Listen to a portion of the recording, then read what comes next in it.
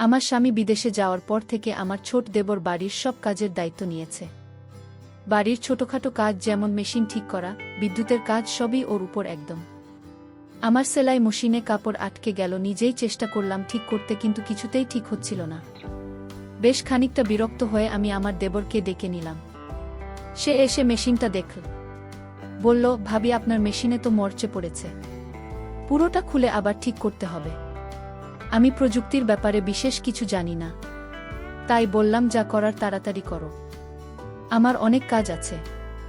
শুধু এটুকুই বললাম, যা করতে হবে করে নাও। সে কিছু সময়ের জন্য বাইরে চলে গেল, হয়তো কোনো সরঞ্জাম বা অন্য কিছু আনতে। কিছুক্ষণ পরে সে ফিরে এলো এবং বলল, চলুন ভাবি। তার মুখে সামান্য হাসি ছিল, কিন্তু তার চোখে একটা অদ্ভুত সিলিক দেখলাম যা আমার ঠিক বোঝা গেল না। এই কথা শুনে আমি একটু বিভ্রান্ত হয়ে গেলাম, কারণ সে আমাকে তার ঘরে নিয়ে যেতে চাইল। আমি যখন তার ঘরে গেলাম তখন দেবর আমার নাম পূজা। আমার বয়স 28 বছর। আমি দেখতে অনেক সুন্দর ছিলাম, গায়ের রং ছিল ভরসা। আমার স্বামী বিদেশে যাওয়ার পর আমার দেবর সবসময় আমার সাথেই থাকত। দিন দিন তার ব্যবহার অনেকটা পরিবর্তন হতে থাকে।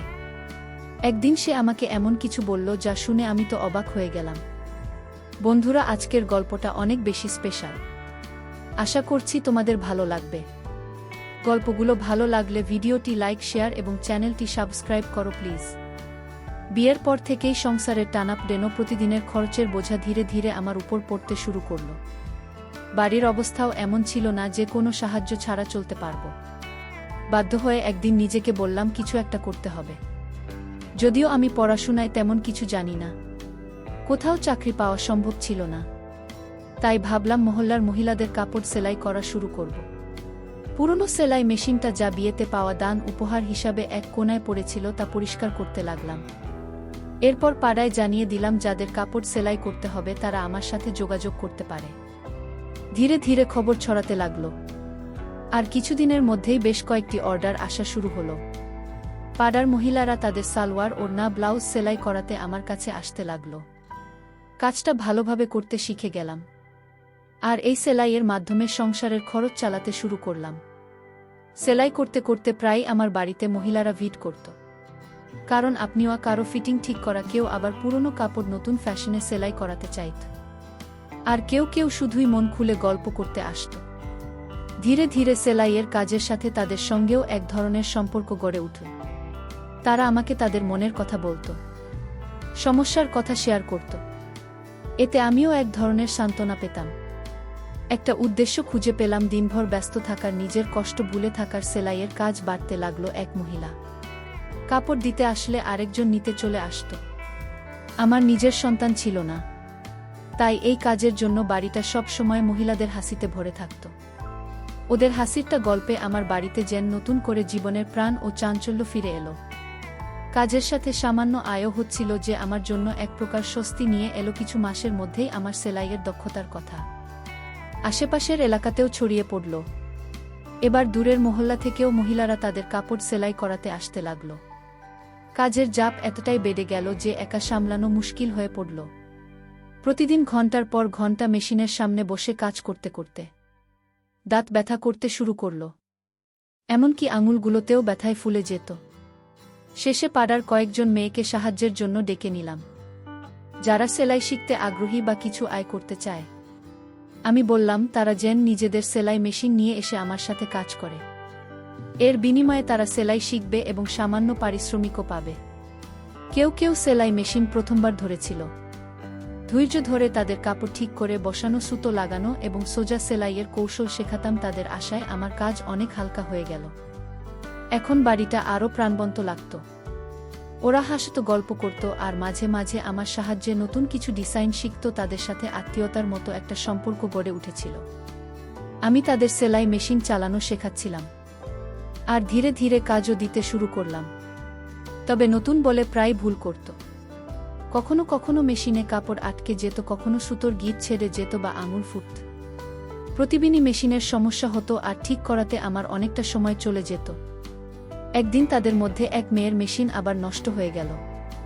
কাপড় মেশিনে আটকে গেল। আমি নিজে থেকে চেষ্টা করলাম ওর মেশিনটা ঠিক করতে, কিন্তু সফল হলাম না। বাধ্য হয়ে আমি তাকে বললাম, আজ তুমি মেশিনটা ঠিক করে নিয়ে এসো, আজ আর কাজ করতে হবে না। মেয়েটি চলে যেতে প্রস্তুত হচ্ছিল। তখনই আমার দেবর বাড়িতে দুপুরের খাবারের জন্য এলো। আমি রান্নাঘরে গিয়ে তার জন্য খাবার গরম করতে লাগলাম। জানালা দিয়ে তাকিয়ে দেখি আমার দেবর সেই মেয়েটির সঙ্গে কিছু কথা বলছে।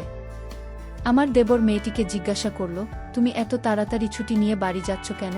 মেয়েটি বলল, আমার সেলাই মেশিনে কাপড় আটকে গিয়েছে, তাই মেশিন নষ্ট হয়ে গেছে, ভাবি নিজেই ছুটি দিয়েছেন।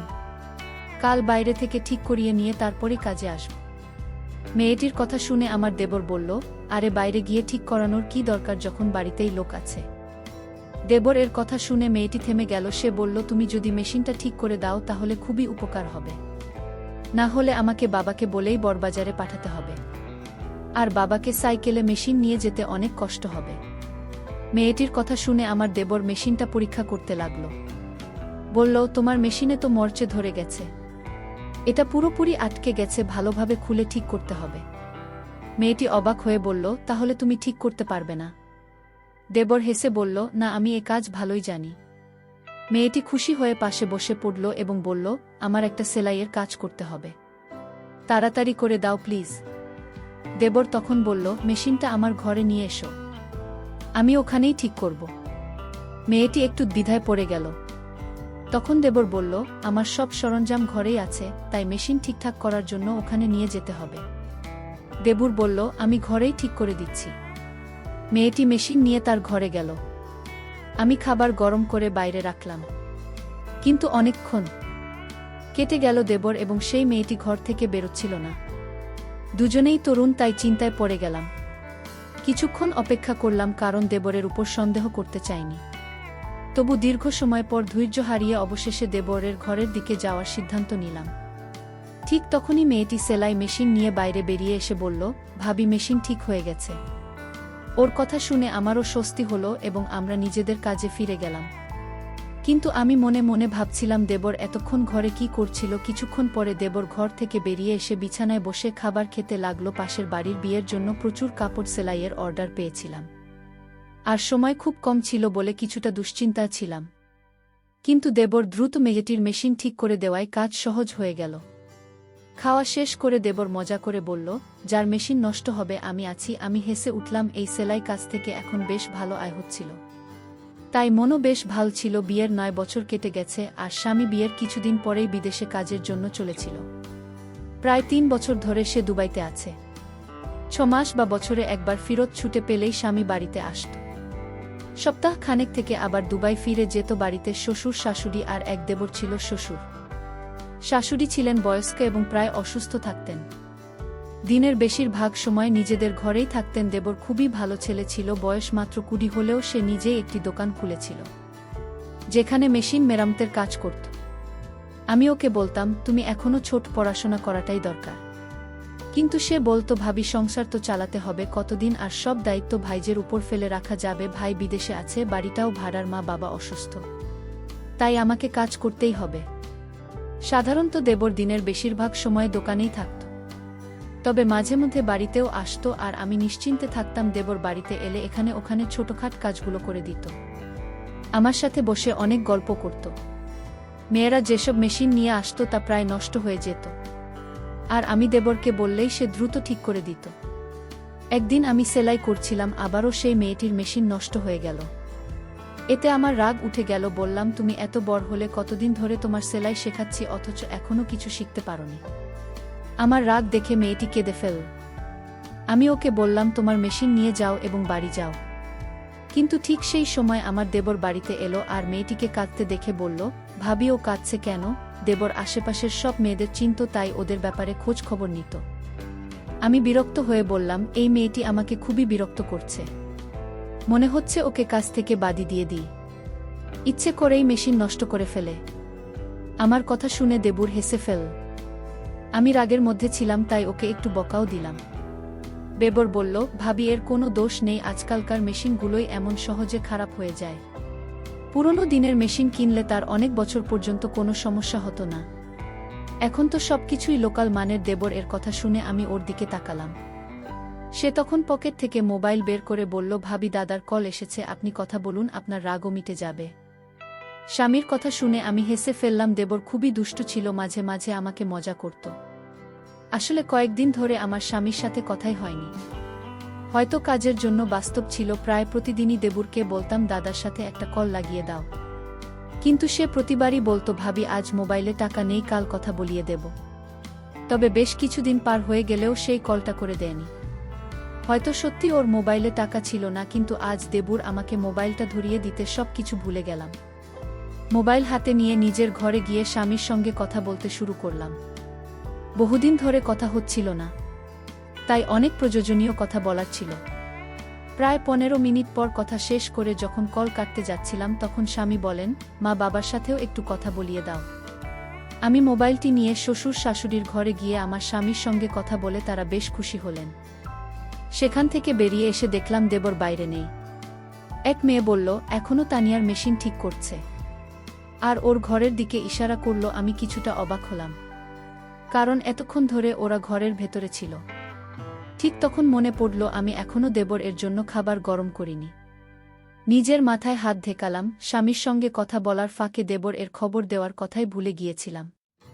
দেবর যখন বাইরে এলো তখন আমি বললাম, তুমি বসো, আমি তোমার জন্য খাবার গরম করে আনি। কিন্তু দেবর বলল, না ভাবি আমার পেট ভরে যাচ্ছে, আজ খাব না। হেসে সে বাইরে চলে গেল, আর আমি একটু অবাক হয়ে মেশিনের পাশে বসে ভাবতে লাগলাম আসলেও কোথায় গিয়ে পেট ভরাল। সেদিন আমি কাজের মাঝে হঠাৎ একপাশে দেখলাম আমার তানিয়া কিছু মেয়ের সাথে ধীরে ধীরে কথা বলছে। তার মুখে এক ধরনের আনন্দ ঝলকাচ্ছিল, যেন সে আনন্দে মেতে আছে। তার মুখে এক অদ্ভুত লালচে আভা ফুটে উঠেছিল, যা দেখে আমার মধ্যে হালকা অভিমান তৈরি হলো। আমি এগিয়ে গিয়ে প্রশ্ন করলাম, তানিয়া তোমার মেশিন ঠিক হয়ে গেছে? সে তাড়াতাড়ি মাথা নাড়ল। আমি তাকে বললাম, তাহলে এবার কাজটা ঠিকঠাক করো। আমার কথা শুনে সবাই নিজেদের কাজে মন দিল। কাজ করতে করতে আমি আমার স্বামীর কথা ভাবতে লাগলাম। বহুদিন ধরে আমি চাইছিলাম সে যেন কিছুদিন বাড়িতে থাকে। আমার মন খুব চেয়েছিল তাকে বাড়িতে দেখতে, কিন্তু সে বলতো যদি বাড়িতে আসি তাহলে বেশ কিছু খরচ হবে, তাই কিছুদিন না আসেই ভালো। আমি জানতাম সে আমাদের ভবিষ্যতের জন্য প্রতিটি টাকা হিসাব করছে, যাতে আমাদের ভবিষ্যতে আরও ভালো হয়। কিন্তু তবু তার দূরত্ব আমাকে কষ্ট দিচ্ছিল। মনে মনে ভাবতাম সে যদি প্রতিদিন বাড়ি ফিরত, আমার সাথে থাকতো, তাহলে কেমন হতো। আমি চাইতাম সে বাড়ি ফিরুক, হয়তো কমাই হবে, কিন্তু সে পাশে থাকলে সবকিছু সহজ হতো। তাই আমি চুপচাপ সেলাইয়ের কাজে মন দিতাম। প্রেরাই করার মাধ্যমে কিছু আয় করতে পারছিলাম।